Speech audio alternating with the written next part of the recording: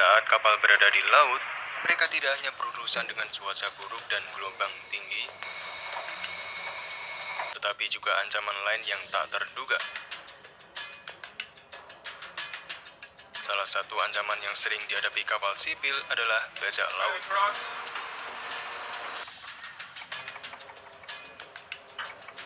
Perampokan bersenjata atau pembajakan di laut dilakukan oleh para perompak dengan menjarah kapal atau membajaknya untuk meminta tebusan.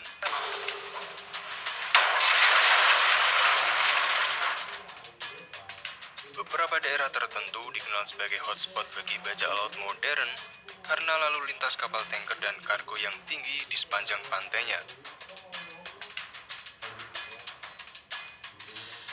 Untuk menghadapi ancaman tersebut, berbagai sistem pertahanan yang handal untuk kapal telah dikembangkan dan diadopsi.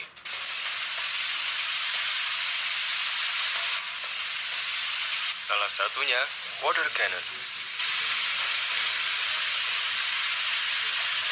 Metode ini telah digunakan selama bertahun-tahun untuk mencegah perompak mendekati kapal.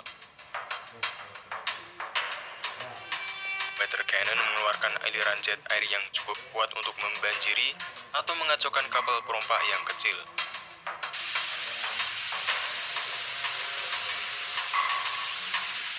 Bahkan, jika mereka masih bisa mendekati kapal, aliran air yang kuat akan membuat mereka kesulitan untuk menaiki kapal.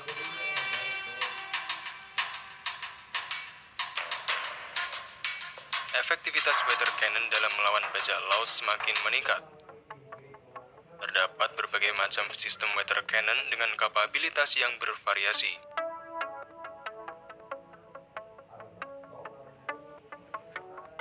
Selain water cannon, berbagai sistem pertahanan lainnya juga dikerahkan selama serangan bajak laut.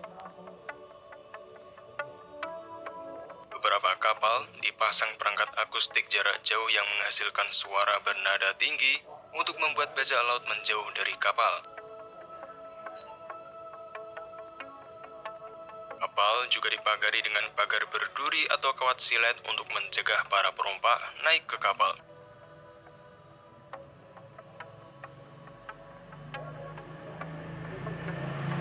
Alat lain yang digunakan untuk melawan bajak laut adalah pistol suar. Suar ditembakkan ke langit untuk memicu sinyal mara bahaya. Selain sistem pertahanan hardware, software digital juga memainkan peran penting dalam perlindungan kapal laut dari ancaman eksternal.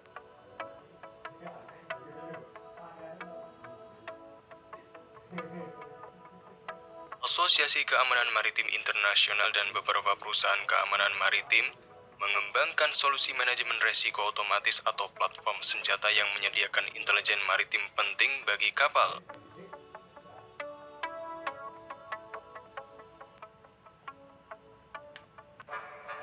Pada April 2009, sebuah kapal kargo Maersk Alabama diserbu bajak laut di lepas pantai Somalia. Kapal tersebut sedang berlayar dari Salalah, Oman ke Mombasa, Kenya.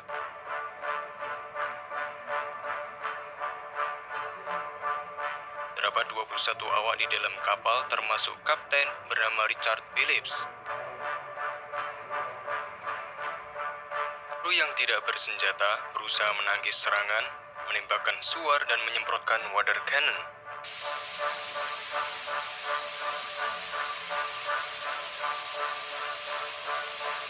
Namun dua orang bajak laut Somalia dapat naik ke kapal. Peristiwa ini menandai pertama kalinya dalam sekitar 200 tahun para perompak menginjakan kaki di kapal yang berlayar di bawah bendera Amerika Serikat. Para pembajak berhasil melumpuhkan kapal Alabama dan sebagian besar awak mundur ke ruang kemudi berbenteng. Namun, Phillips dan beberapa orang lainnya ditangkap di jembatan. Seorang tawanan diperintahkan di bawah dek untuk mengambil rekan-rekannya, tetapi ia tidak kembali.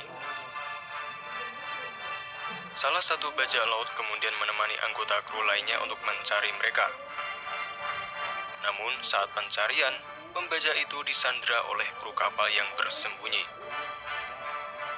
Setelah menegosiasikan pertukaran sandera, mereka bersedia melepaskan tawanan. Tapi para pembajak justru menyandra Kapten Phillips. Para pembajak memaksa Kapten Phillips pindah ke skoci tertutup dan meminta uang tebusan 2 juta dolar Amerika Serikat.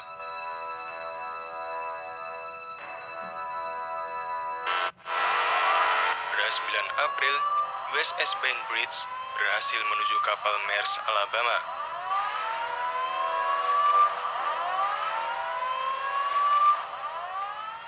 Setelah 62 jam di Skoci, US Navy berusaha mencegah perompak bersenjata mencapai pantai dengan membawa Kapten Phillips sebagai sandranya.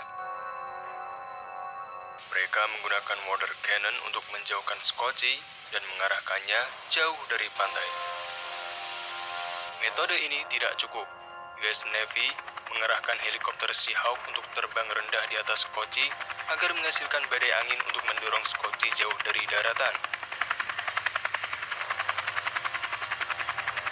Pada akhirnya, mereka menggunakan kapal USS Haliburton seberat 15.000 ton untuk memblokir Skoci mencapai pantai. Setelah 83 jam, Skoci kehabisan bahan bakar. Para perompak tidak punya pilihan lagi. Mereka mengirim pesan ke Bainbridge untuk meminta makanan dan air. Dari sinilah US Navy mengirim negosiator untuk terjun mendekati perompak. 94 jam di dalam Skoci, akhirnya para perompak sepakat dengan tawaran US Navy untuk memasang derek ke Skoci yang kehabisan bahan bakar. Para perompak mengira mereka akan pergi ke Somalia. Namun US Navy punya rencana lain. Tanggal 10 April, Phillips berusaha lari dengan melompat ke laut. Tapi ia dengan cepat dapat ditangkap kembali oleh perompak. Akibat insiden ini, negosiasi dengan para perompak berhenti. Kemudian Navy SEAL Tim 6 diberangkatkan dari Virginia dan tiba di kapal Bainbridge pada 11 April. Tim SEAL menempatkan 3 sniper di atas kapal Fantail Bainbridge. Tanpa sepengetahuan perompak, US Navy mulai menarik Skoci dengan derek yang telah terpasang agar Skoci lebih dekat ke kapal. Hingga akhirnya, para perompak tidak menyadari mereka hanya berjarak 23 meter dari kapal Bainbridge. Jarak ini memungkinkan para sniper mendapatkan bidikan yang lebih jelas. 3 sniper harus membuat tembakan koreografi secara bersamaan untuk menjatuhkan 3 perompak tanpa membunuh kapten. Sniper melok kepala 2 orang bajak laut di jendela Skoci. Tapi mereka tidak yakin dengan posisi bajak laut yang ketiga. Sniper ketiga menunggu visual. Begitu dia mendapatkan visual perompak ketiga sniper akan mulai menembak. Setelah menunggu, kepala bajak laut ketiga muncul dari jendela Skoci. Di saat itu juga, ketiga sniper mulai menembak target.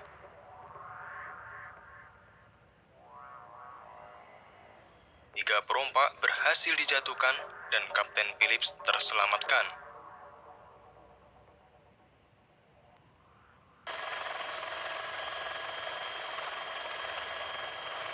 Kapal militer terkadang juga terlibat dalam patroli dan membantu melawan bajak laut.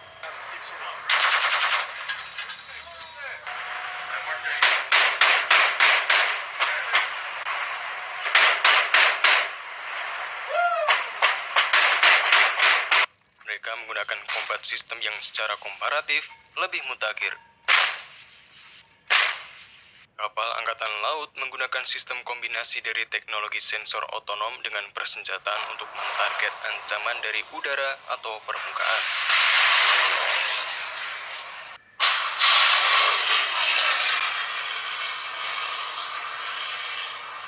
Misalnya adalah Aegis Combat System yang saat ini telah terinstal di 74 kapal US Navy. Ini merupakan sistem perintah dan kontrol lanjutan yang menggunakan komputer dan radar yang kuat untuk melacak dan memadu senjata untuk menghancurkan target musuh.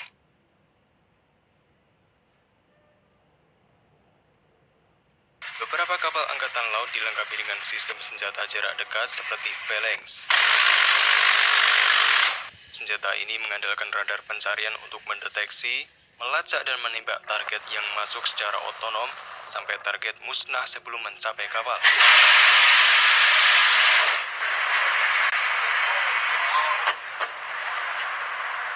Tidak berhenti di situ, US Navy mengembangkan sistem pertahanan yang tak kalah canggih. Pada tahun 2014, US Navy memasang sistem senjata laser pada USS Pons. Senjata ini memiliki skala kemampuan yang bertingkat. Ia dapat digunakan untuk membutakan musuh hingga membakar dan meledakkan kapal kecil bajak laut dari jarak yang jauh.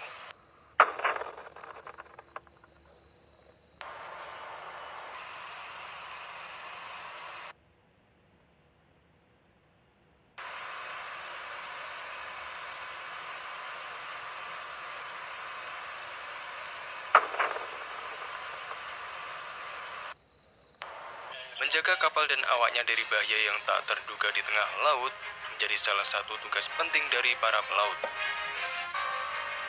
Inilah akhir dari episode kali ini. Terima kasih telah menonton dan nantikan episode now berikutnya.